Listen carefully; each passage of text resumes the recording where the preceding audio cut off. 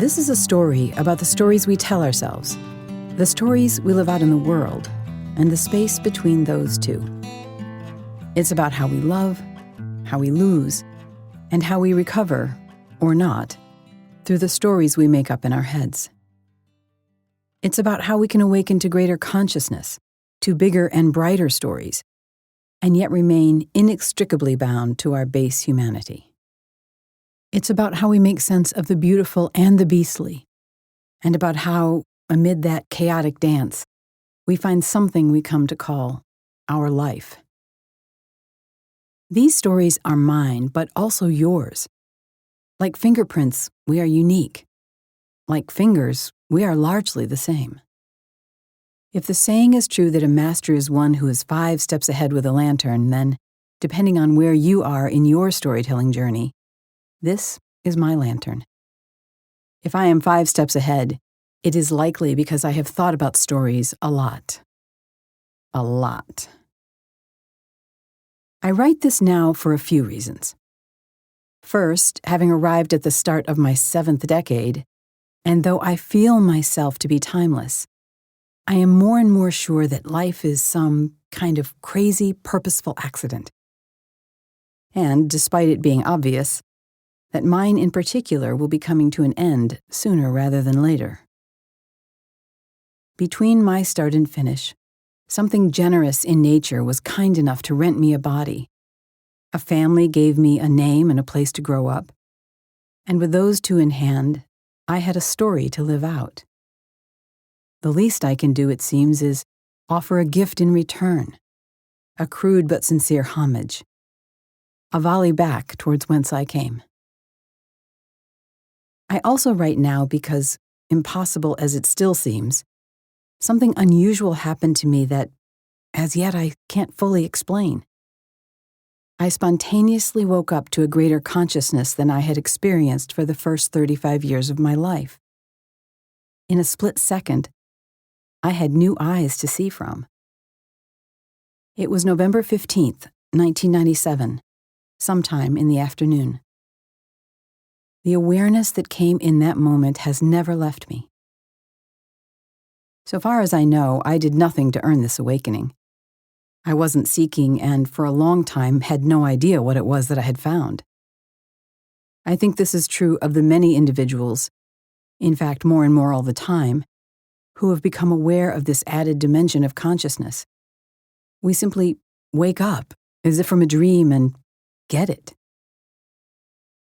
I am finally ready to share, as best I can, what happened that day, in the days and years after, and what has come of it now after more than a quarter century. The final reason I am writing now is this. As our world moves faster and faster, something is happening. It is as if consciousness itself is on the move. We are evolving before our very own eyes, lightning fast. So fast, it is nearly impossible to be aware of it moment to moment. To see it, to understand it, to integrate it, and to benefit from it, we humans need what we have always needed. Stories. I have a few. Chapter 1. Roxanne, Mom, and the Opening of a Dark World.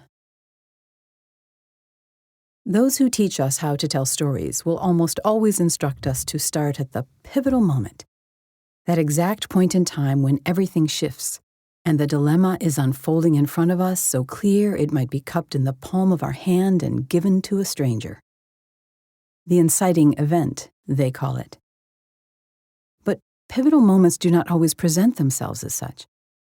In retrospect, we think, of course, that was the day, the minute even. Yes, that was when the gods set off the sound of trumpets and horns or, depending on our life, the blow of some forlorn sax. But as it occurs, it's only life as we know it. There's no indication, no feeling even, that this is to be a direct shift, a sharp bend in the road. No telling that this is when one thing is ending and that something else is about to begin with us forever different. At this point, we would have no idea that should we dig deep enough, all the metaphors and symbols of our story would be there, hidden in clear view. Nor that they would sit waiting patiently, somewhere in our psyche, available to be unpacked whenever we are ready, even if that is many decades into the future.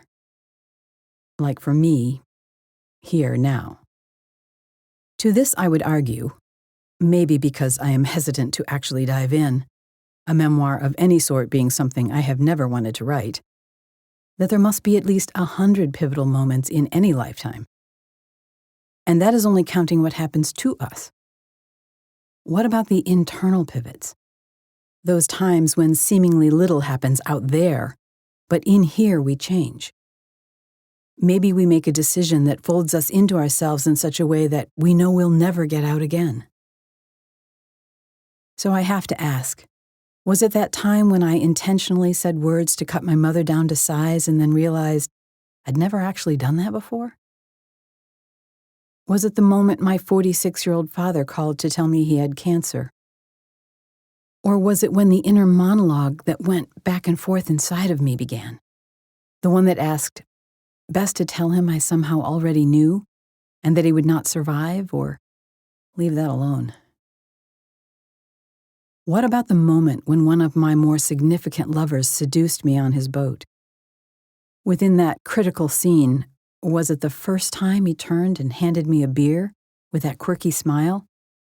The one that said, something is about to happen that absolutely should not happen? Was that the moment of moments? Or was it halfway through the lovemaking when I realized in a sudden jolt that I had officially cheated on my husband, the father of my 2 young children, the man I went to church with every Sunday? Or maybe, and this one is hard to think about, let alone write about, was it the split second when my beloved younger brother Ricky pulled the trigger on his beautiful 18-year-old head, taking his life and a good chunk of mine with him? Or might it have been a better day, that day a week shy of my 35th birthday, when the universe opened up, awakening me to an entirely new world and expanded self? Which moment exactly would the story experts suggest is the pinpoint moment, the great catastrophe within the cornucopia of things and people and events that become the sum of an entire lifetime? Well, so maybe I should follow a different piece of writing advice, to start at the beginning. But here too, I am uncertain. When exactly does a life start? Is it that moment when we realize that we are not our mother? The moment when individuation begins, even if we are too young to make a conscious account of the realization? Or is it sometime later when we are old enough to reflect on our mother, make decisions about her role in our life? Could it even be when we bury her in the ground, finally independent of that primordial umbilical cord of ideas, needs, wishes, and dreams that began long before us? To take yet another tack, when does something happen that isn't the same thing that happens to every newborn, toddler, or school-aged child? When does the story split off into the realm of interpretation and reflection?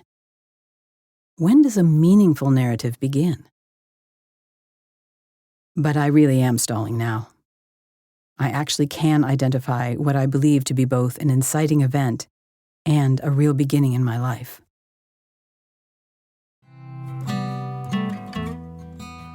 Enter the labyrinth.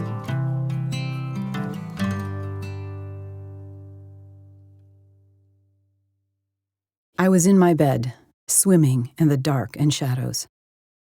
The floor was polished wood and cold to my small feet, even with the worn hook rug that ran along my bedside.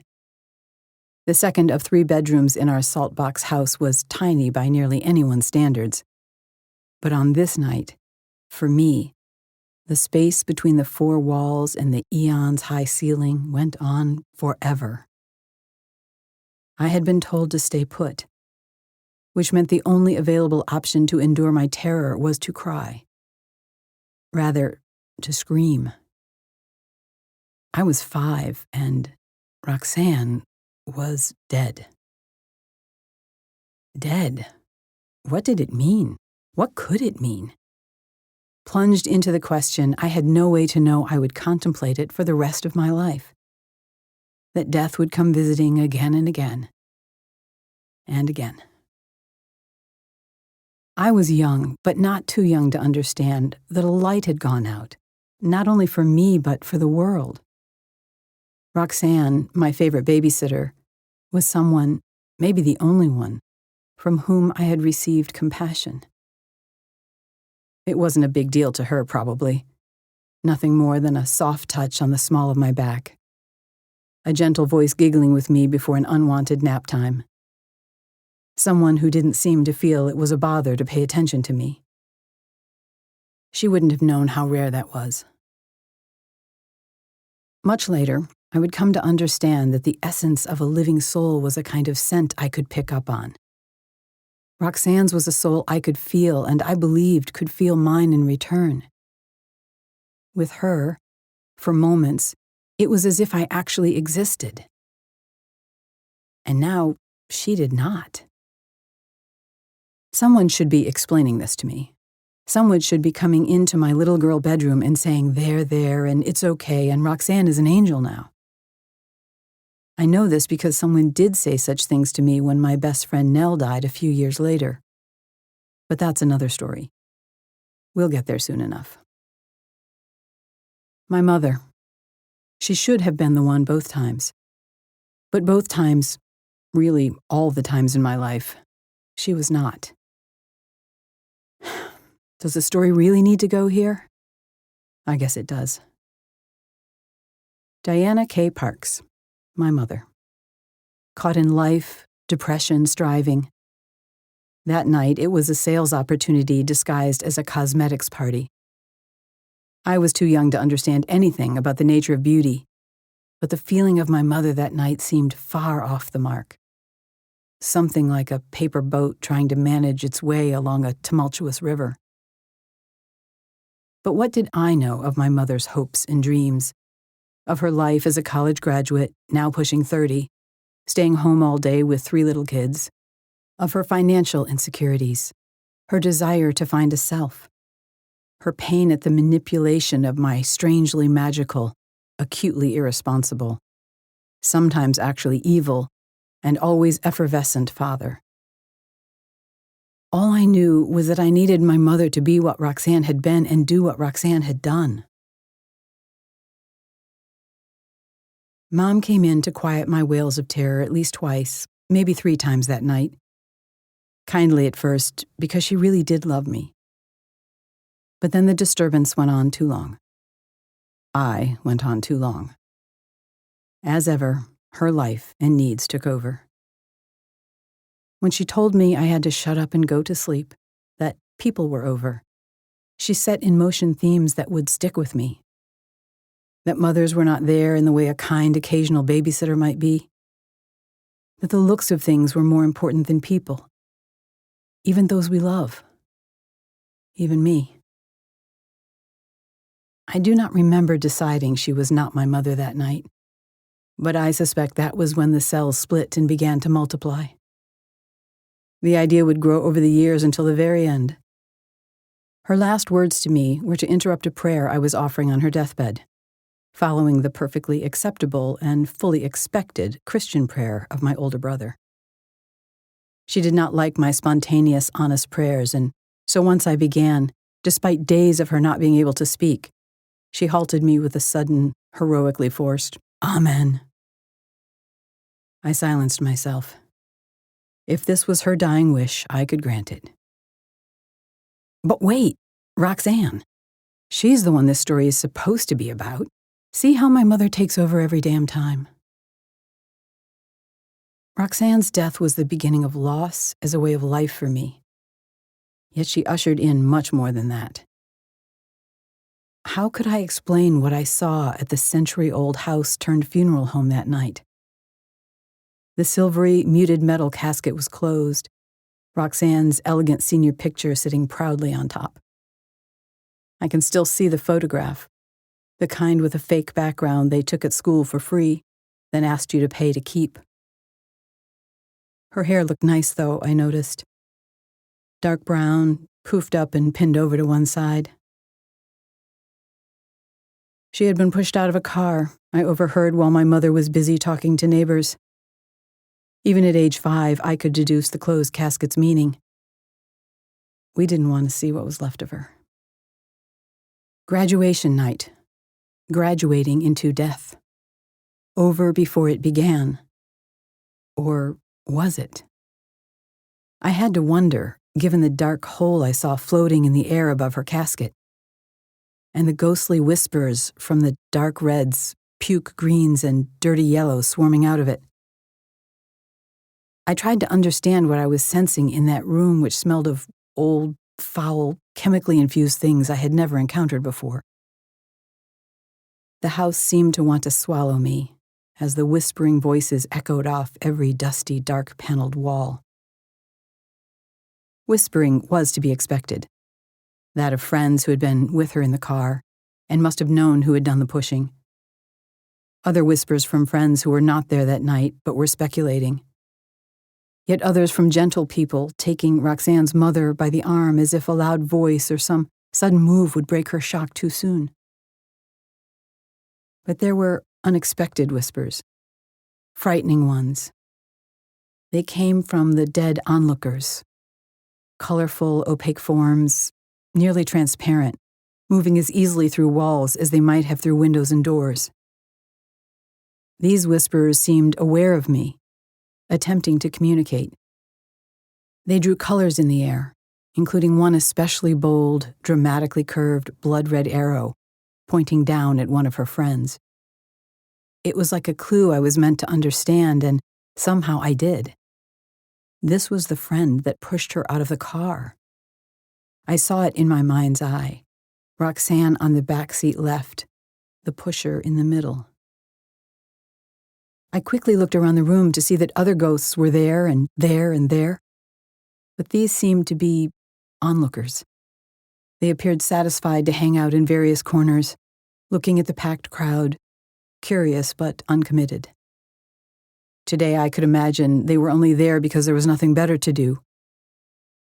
Back then, I had no way to make sense of it, nor to understand how such feelings could move through my body with so great a force. How could I know that other people, living people, did not see what I saw or feel what I felt? So far as I knew, everyone saw everything that everyone else did. Why would this be any different? It never occurred to me to even think about it at the time. I tried to understand the new words, dying, death, dead. No one had spoken of these to me before. No one had told me we could just stop being. No one thought to explain it to a 5-year-old child, and so it hung in the air like a carcass on a meat hook. Everything in plain sight, everything supposedly normal. My fear that night, even as my mother put on a prettier face for all her guests, was that the ghostly whisperers that I had seen and that had seen me had followed me home. Were they everywhere? Would they try to move through me as I slept? Also, might I die on my own graduation night at the hands of friends? And if you could not trust your mother, if you had to turn in your bed on your side and face the dark alone, why did I come to this place, this family, this life? How long would it be before I could escape these cold hardwood floors to fly into the much better world of my true imagination? If I dreamed that night, I do not remember. I only remember my set jaw, my inner rage and defiance, my aloneness in the face of things that die and, worse yet, can be killed.